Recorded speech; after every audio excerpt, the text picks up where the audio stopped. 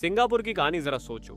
तुम्हारा मुल्क उठकर देखे कि उसके पास कोई नेचुरल रिसोर्सेस नहीं है, ना ऑयल ना गोल्ड, ना बड़ा फार्म लैंड। पीने का पानी भी बाहर से इंपोर्ट करना पड़ता है। इतना छोटा मुल्क के एक सिरे से दूसरे सिरे तक ड्राइव करो तो अपना फेवरेट गाना खत्म होने से पहले पहुंच जाओ। ज्यादातर एक्सपर्ट्स कहते थे ऐसा मुल्क कभी अमीर नहीं बन सकता।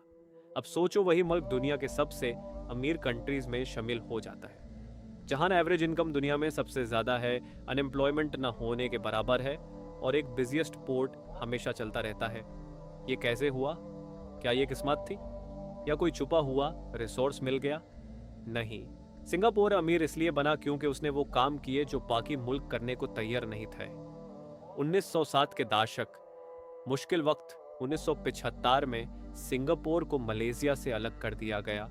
कोई प्लान्ड आज़ादी नहीं थी, बल्कि बिल्कुल अच्छा नहीं लगा। पहले प्राइम मिनिस्टर इस अनाउंसमेंट के वक्त जज्बाती हो गए थे क्योंकि हालात खतरनाक थे। कोई रिसोर्सेज नहीं, कम जमीन, पानी की कमी, बेकारी, नस्ली तनाव, खराब हाउसिंग। बहुत लोग समझते थे सिंगापुर चंद साल में फेल हो जाएगा। Secret one, location. सिंगापुर दुनिया के सबसे इंपॉर्टेंट शिपिंग रूट पर है। Europe, middle east, India, China, Japan और ऑस्ट्रेलिया के दरमियान शिप्स पहले से ही वहां से गुजारते थे, तो सिंगापुर ने डिसाइड किया कि वो सिर्फ तमाशा ना देखे बल्कि वर्ल्ड का बेस्ट स्टॉप पाने। उन्होंने मॉडर्न पोर्ट्स में बहुत इन्वेस्ट किया, एफिशिएंसी बढ़ाए और कार्गो को सबसे तेज मूव करना शुरू किया। आज करोड़ कंटेनर्स हर साल वहां से गुजारते हैं। हर कंटेनर नए जॉब्स और रेवेन्यू बनाता है। लेकिन सिर्फ लोकेशन काफी नहीं होती। कई मुल्क स्ट्रैटेजिक लोकेशन पर हैं फिर भी गरीब हैं। सीक्रेट टू, करप्शन का खत्मा। अगर कोई कंपनी बिलियंस इन्वेस्ट करना चाहे तो वो ऐसी जगह चूज करेगी जहां रूल्स क्लियर हो, करप्शन ना हो, कॉन्ट्रैक्ट्स रिस्पेक्ट हो। सिंगापुर ने ऑफिशियल्स को कंपेटिटिव सैलरी दी ताकि ब्राइबरी का इंसेंटिव कम हो और एंटी करप्शन एजेंसीज को रियल पावर दी।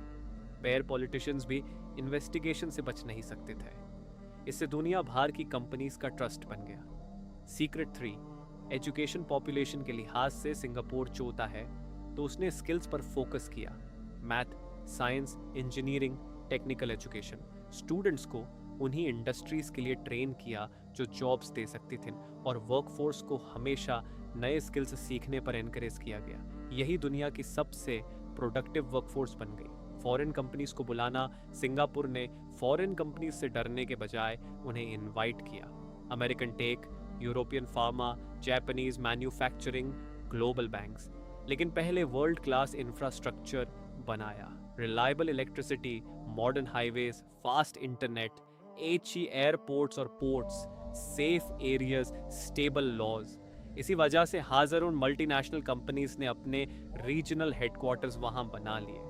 हाउसिंग स्ट्रैटेजी, ज्यादातर सिंगापुरियंस गवर्नमेंट बिल्ट अपार्टमेंट्स में रहते हैं जो लॉन्ग टर्म लीज पर मिलते हैं। इसे फैमिली स्टेबल घर रखती हैं, कम्युनिटी सेफ रहती हैं और वेल्थ बिल्ड होती है। हाउसिंग एक इकोनॉमिक स्ट्रैटेजी बन गया, सिर्फ सोशल प्रोग्राम नहीं। फाइनेंशियल हब, दुनिया भर के बैंक सिंगापुर में आए क्योंकि स्ट्रिक्ट रेगुलेशन से इन्वेस्टर्स का ट्रस्ट बना। आज सिंगापुर ट्रिलियंस डॉलर्स का ग्लोबल वेल्थ मैनेज करता है। रिसोर्स की कमी को इनोवेशन बनाया। सिंगापुर अपना 90% से ज्यादा खाना इंपोर्ट करता है। एनर्जी भी इंपोर्ट होती है और पहले पानी भी इंपोर्ट होता था। इसने इस वीकनेस को सॉल्व किया। Advanced water recycling, rain water collection और डिसैलिनेशन प्लांट्स बने। जब जमीन कम हुई तो ऊपर बिल्डिंग्स बनायन। जब रोड्स भारी हुई तो पब्लिक ट्रांसपोर्ट में इन्वेस्ट किया। जब लेबर महंगा हुआ तो ऑटोमेशन अपनाया। हर प्रॉब्लम को इंजीनियरिंग चैलेंज समझा। सेफ्टी और क्लीनलीनेस सख्त लॉज की वजह से सिंगापुर दुनिया के सेफेस्ट मुल्कों में शामिल है।